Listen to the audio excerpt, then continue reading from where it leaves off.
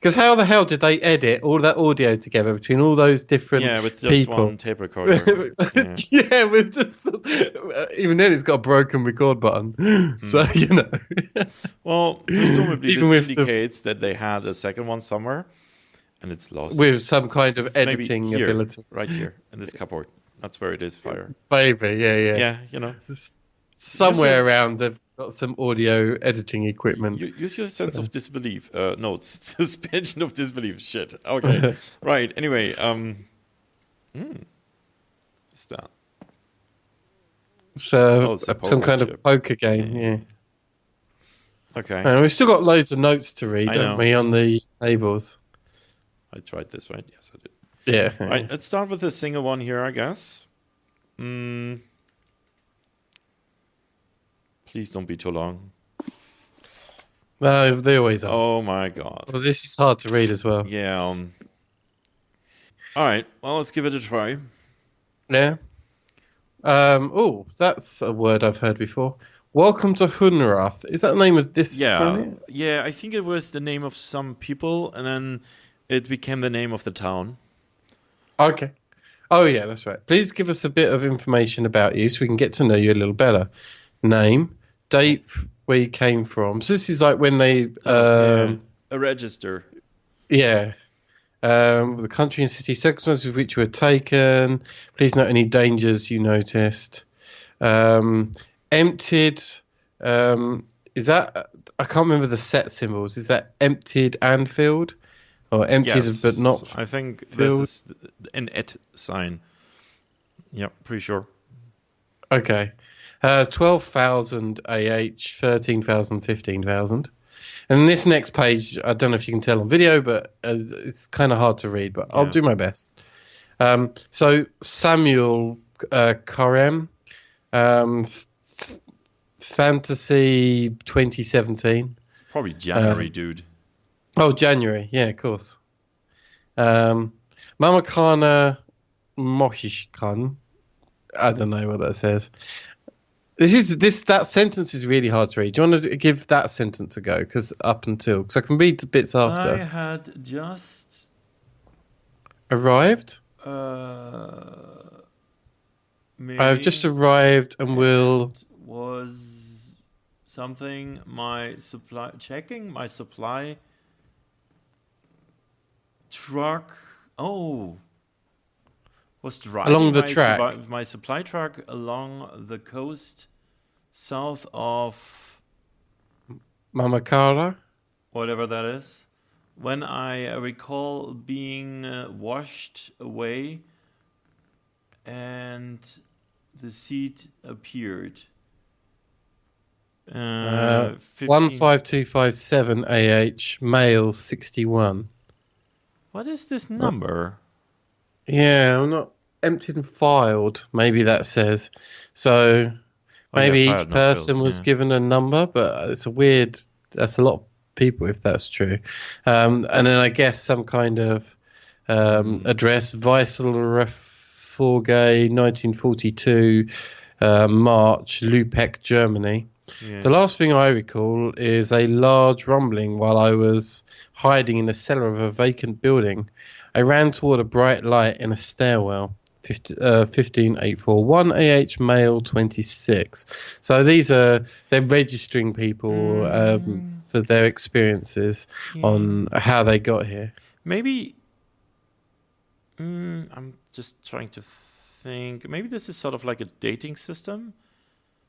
Either a dating or something. I don't know yet. Yeah, because we saw big numbers before, didn't we? Where it was like 16,000 and something for when they were doing the panels. This is days. I'm thinking, right? Because 12,000 is about 40 years. Yeah. Right? And these numbers are all lower than what we had on the log. And it kind of makes sense if you don't have seasons here or anything. You don't really have any outside reference. Maybe they just count the days, the local days, something like this. Maybe. Yeah, it sounds about right. So what's the next page? Maria Gallego, 1988, from Mexico, on my boat and in a bad storm. Someone March 2042. That's in the future. Okay. Well, at least from our point of view. Portland, United States of America. Skinning out. Skidding me? Oh, skiing. Maybe. Mount Hood. Yeah. Skiing Mount Hood. That's what it must say. Yeah. Any other pages, or is that it? So it's just a diary of. Yeah, the interesting bit here is, of course, the date from the future. Yeah. For obvious reasons. And this also reinforces the need for a local dating system, right? So if everybody arrives from a different time, and they arrive sort of roughly at the in the same area here, and all in parallel, kind of sorta, then what year is it really? Is it 1998 or is it 2040 or is it 2017? What's interesting is that in January 2017 you have this other date stamp that we're theorizing is a date stamp is 15257. Yes. But then someone from 1942, which is obviously 50 years and past, was brought in afterwards. Yeah. So the timelines were all mashed. Yeah, and that's why you need to have a local dating system, because if you say like the first arrival arrives hypothetically from the year 1900, right? And then 2 days later, someone from 2017 arrives. What year is it? One guy says it's 1900, and the other guy says, it's 2017. You will not find a solution for that conflict, right? So you just basically say, we start numbering it now, and then you just count the days. You could, of course, try and follow the Earth calendar, but really, what point is there if you have no moon, no seasons, no nothing? I think it's just easier to count days, and that's what they must be doing here. So I have a theory about what the AH now stands for. So in the old terms, because I know things have changed, like the dates now, you either say BCE, which is before the Common Era, or just CE, which is part of the Common Era dates, right? But it used to be BC and AD, so it used to be before Christ, and Anno Domini, which basically is after Christ. So is the after Hunrath. Is it or the Anno Hunrathi, which would be after the Hunrath arrival. So maybe if it's days, it's 15,247 days since the first arrival of the first person. Who also named the town, so that makes sense. Yeah. Books. We did this. This side, Yes, this side. Already, I'm getting more into it now. Like the first, recording session where we went up to before we said our last goodbyes. I was actually, both of us were talking about it, that this game seemed quite slow and maybe not quite as in depth as the other ones, and we weren't quite as thrilled about it. But just from like this stuff alone, I'm getting really into it again. It is getting much better now. Yeah. Just you can read it if you wish. I'm not sure I can read the cursive. The entire landscape outside of our circle of desert could only be described as alien. Large floating rocks. Oh, large floating rocks. As alien. Large floating rocks could be seen in the distance. No one had ever seen anything like it. Well, duh. Anywhere on Earth, we fully expected our new surroundings. Explored your surroundings, hoping to find a way home. No way home was ever found. In fact, we soon discovered what we take for granted now. Not only could we not get back home, we also could not access the landscape outside the desert. Curiously, we discovered that a flow of water was provided from a high point of rock, and we discovered a small tree growing on the very center of the circle. Or what? Our central tree. Central? Yeah, our central tree that is so important to our lives. Here was first is Mir. A mere sapling back then. down there. Oh, okay. All right, interesting. Oops, this is not what I wanted. I wanted throw to that do on the this floor one first, yeah. Okay. Oh, God. Oh, that's harder. I can try if you want. Document the curious events that have... transpired. That's a T? Transpired is. So transpired with myself, my family, friends, and co-workers. Yeah, you give it a go. Yeah? Okay, I can do this. So I should document the curious events that have transpired with myself, my family, friends, and co-workers. Hartwell was a peaceful mining town formed by my grandfather and muzzled within the red rock. Nestled. Yeah, you're right. Within the red rock of the desert in the Arizona, Tennessee territory, region. I guess. Yeah. Territory, yeah. Something 163 inhabitants heard of. Oh, it's 163 inhabitants heard of mighty explosion on the night of June 27th, 1903. I sent several workers through. Yes, I said through the town to verify that the explosion had not caused any injuries or damage to mining equipment. Yeah, we have to take it in turns because there's one reads ahead. Yeah. Makes it easier. They document and they secured and repaired. I want to say. Yeah. That reported that it must have been a loud clap of thunder. Cause by daylight. Caused by some dry lightning. Oh, by dry lightning, they found no damage. Okay. It was not until the light of the next morning that we were amazed to realize something profound had somehow occurred at some. I can't read that one. At some previous outing. At some point during that night. Our entire something mining facility. Mining facility. Oh, Jesus. Yeah. God, it's like our first reading book, isn't it? Watch Jane run. Jane's dog. Watch fire read. Read fire read. Read this document, fire. It sounds a bit like that. Suddenly I feel like some kind of weird dyslexic. I'm so sorry. Normally I can read, but the cursive script on a brown piece of paper. This crappy old garbagey paper should have been recycled 3 times over. So they're being transported to a completely different place. Well, we know that this happened by now. Oh yeah, all without anyone knowing about it. Which is actually the page that precedes this.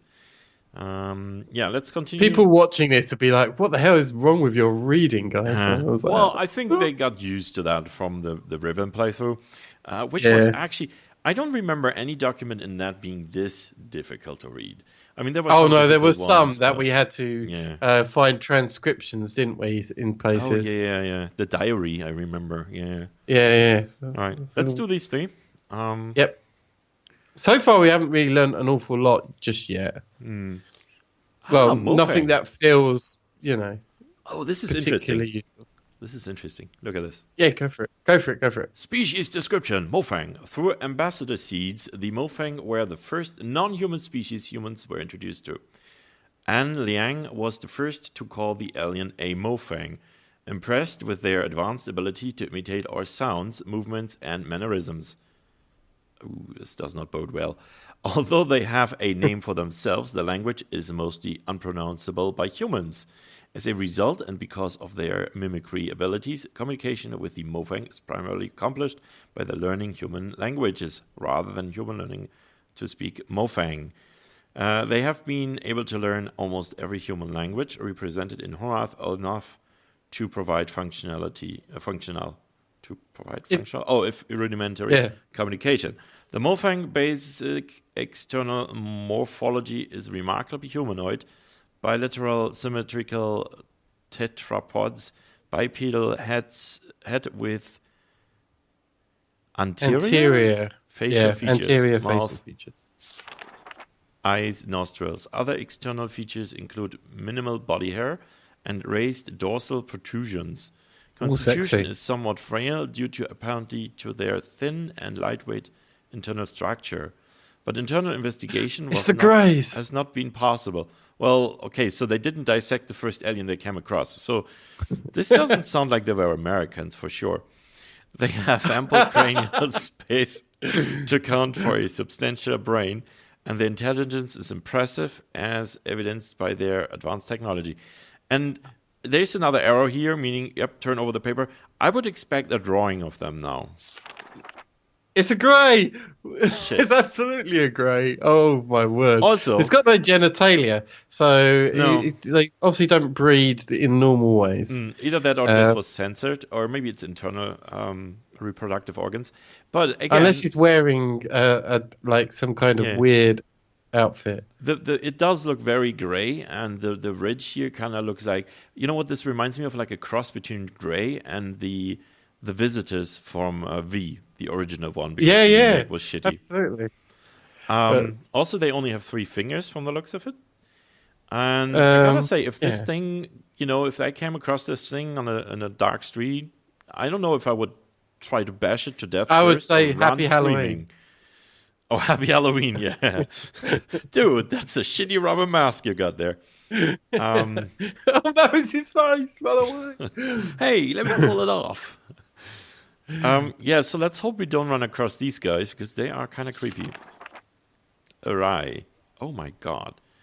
After a certain level of maturity and health of the tree, a passage opened at its base. That's important. This passage allowed contact with 2 additional species. The first contact was with the Arai. The first contact revealed the Arai to be large, beetle-like insects. Oh, no. I'm loving this. So this is my theory of the hub thing with all the portals. Yeah. This is a different planet. We were unable to communicate directly with them in any way, but they appear to have some rudimentary level of intelligence. It was Loring Toth who first made the journey through the heart to Kaptar. And named both the new world and its inhabitants. So if he named it Kaptar, I would say he watched way too many B movies as a child, or read like Pulp Fiction. Because this sounds like something out of an Edgar Rice Burroughs novel, really. Kaptar. And or with the beetle-like insects. Well, I assume they don't mean, the Beatles as in the fun-loving guys from Liverpool. They mean insects that look like the Beatles and sings Yellow Submarine. The Arai have 3 distinct variants that have come to be referred to as barnacle, beetle, and polyarch. Although their morphology is dramatically different from human, their internal systems, like all of our neighbors, are supported by similar atmospheric composition and basic nutrients. In their barnacle stage, the Arai are completely immobile. Well, it's a moving barnacle. Whoever heard such nonsense? The Arai stay in this egg-like development state seemingly indefinitely. In order to hatch... Oh my god, it's aliens. Yeah, they must be in proximity of a polyarch and fertilized by the beetles after a certain stage of maturity. This is the prequel story to Gears of War. Okay, go on, play that. You probably haven't played that, yeah. The beetles are the eyes and ears, hands and feet. With only a minimum nervous system of their own, they are essentially the sensory extensions of the immobile polyarchs. They are able to execute simple commands, but apparently have very little in the way of individual sentience. So we have a gray, we have a hive intelligence. Again, I would expect a drawing now. Okay. So it looks like like a swarm beetle from maybe like a zergling kind of thing. Either a zergling or the original, which would be the bugs from Starship Troopers. Broodling. Not the movie. That's true. That sucked in the book. So like some kind of broodling. The Arai polyarchs are the intelligence and consciousness of the species. Although it was obvious that there was intelligence behind the species, it wasn't until Caroline Farley began spending large amounts of time in close proximity that deeper communication began. So, with a series of clicks and knocks. Yeah. So basically, what happened here was that Farley bugged the aliens. With a room nearby, Farley was the first to communicate non-verbally and learn much about the species, including some historical information. The Arai species survived in their world while several other sentient species came and went. Among them, an ancient species who formed a deeper relationship with Arai, carving temples and dwellings for them in the rocks. And later, a more recent... Oh, I just had a thought. Yeah. And later, a more recent species that took over much of their homeworld.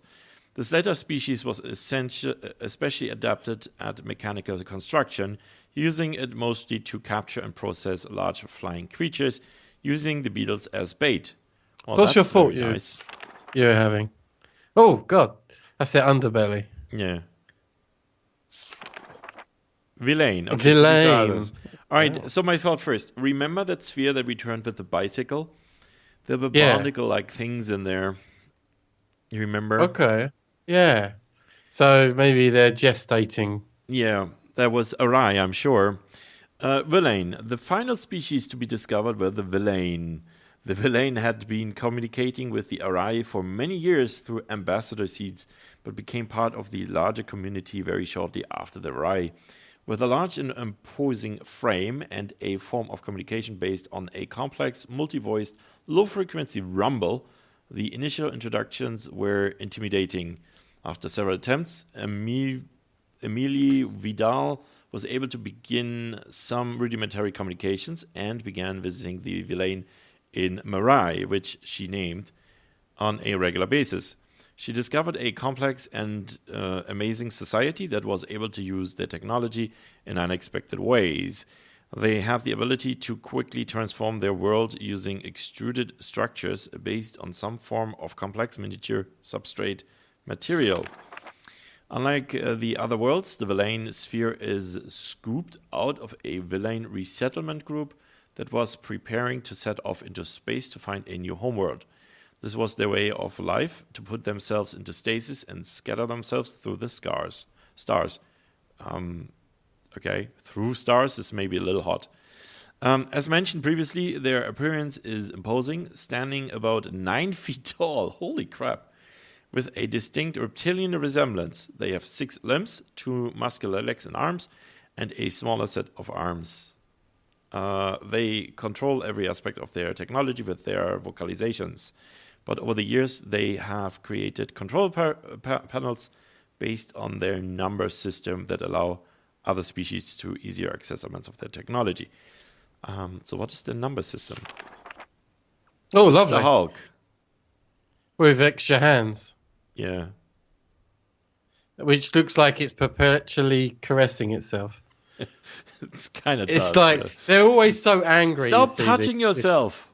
This species is always so angry. So just to keep them calm, like they've got another kind of like sub-intelligence that just rubs them gently on the stomach. It's like, it's okay, it will be fine. Just which actually is maybe a feature that the Hulk actually needs. That's the last page of it.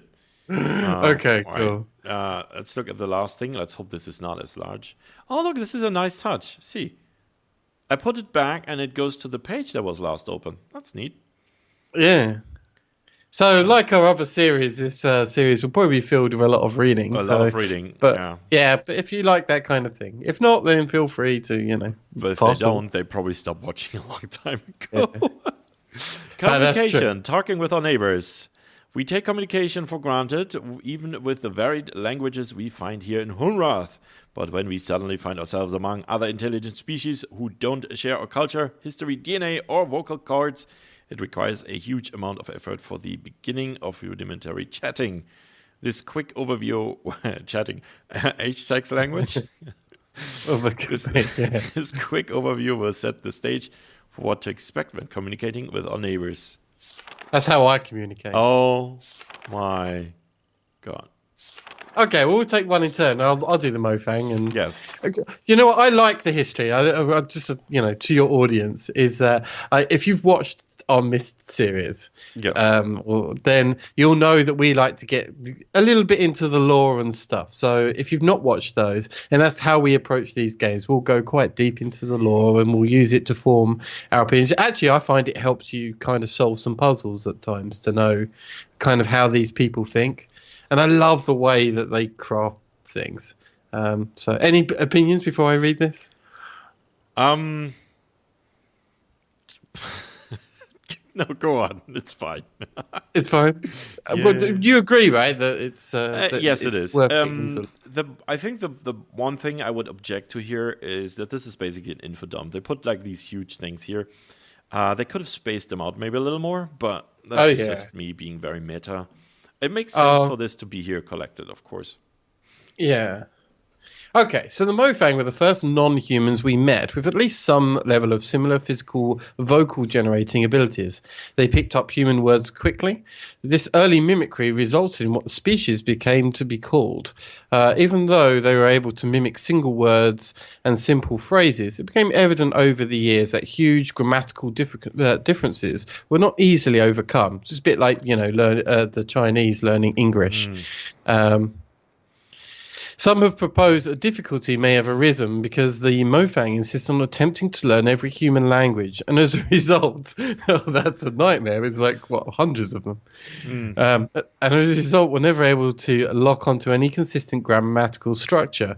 Nevertheless, in spite of the rudimentary sentence construction, it's been very easy to communicate, and it has been unnecessary for us to learn their language beyond a few simple phrases and proper names. If you'd like to learn more about communication with the Mofang, please contact Tam. Sure, we will do that. If we ever find them. All right, you can do the villain. The villain. The villain have presented a particular communication challenge. From what we can gather, they produce sounds using two large reed-like structures inside opposite sides of their heads. Where might the problem lie? I have no idea what this guy is talking. They sound like creatures from Sesame Street. You know, the ones that honk, and they communicate through honking. Me. All right. Yeah, that's how they talk. The vibrations generated are channeled to resonance chambers in their skulls, where they are combined into a complex low-frequency dual tone. This is like the opera singer from The Fifth Element. The low-frequency bitonal sounds are not only hard for humans to hear and resolve, but impossible for us to mimic. And the villain's hearing is also oriented towards low frequency, so they are unable to hear most of sounds associated with human speech. Therefore, communication with the villain has relied on technology. They have adapted consoles, which the villain fluently control with vocalization for use by other species. Over the years, some individuals of other species, including a few humans, have learned to communicate very effectively using this method. Humans have been able to pick out snot from their noses. You may have to turn the page. Yeah, but it didn't work. There we go. Pick out some higher frequency characteristics of certain key villain words over the years. And although we can't speak to them in a way that the villains can understand, we are occasionally able to hear and recognize these words when spoken distinctly by the villain. If you'd like to learn more about communication with the villain, please contact Vito. Again, we will do so, and I'm assuming we will find him in the nearest graveyard. So the Arai, none of the stages of the Arai morphology have any vocalization apparatus. What do they just like rub their legs together like grasshoppers, maybe? Well, they're probably, yeah. Because of the obvious synchronization of the barnacle, flash, and the ability of the pawns to provide for and address the needs of the polyarchs, it was assumed that the species could communicate effectively. It was not until Farley began to spend large amounts of time in the polyarch antechamber that the first clues to this communication became evident.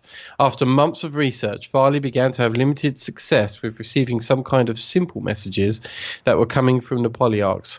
It is apparent now that the polyarchs had been attempting to communicate the entire time, but they themselves had been experimenting with various channels until they finally got a response from Farley. After this breakthrough, others were able to tune in to the polyarchs and learn to listen.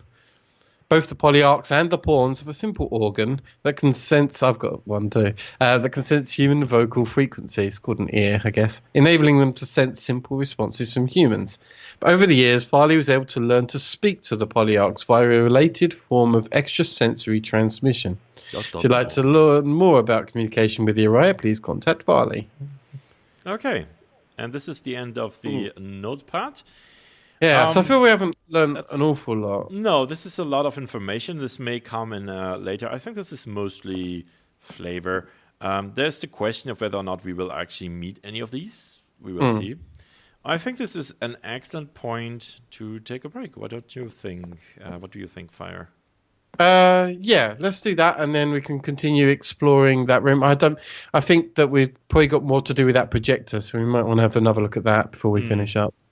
But yeah, let's have a break now, and yeah, join us next episode, and we will discover the stuff. I know it's your channel, and I keep taking over. Sorry. Yeah, it's fine. It's fine. Finally, I don't have to do the work, you know. Yeah, you do all the videos. You can let me do like. Yeah. No, it's fine. It's a cooperation, you know.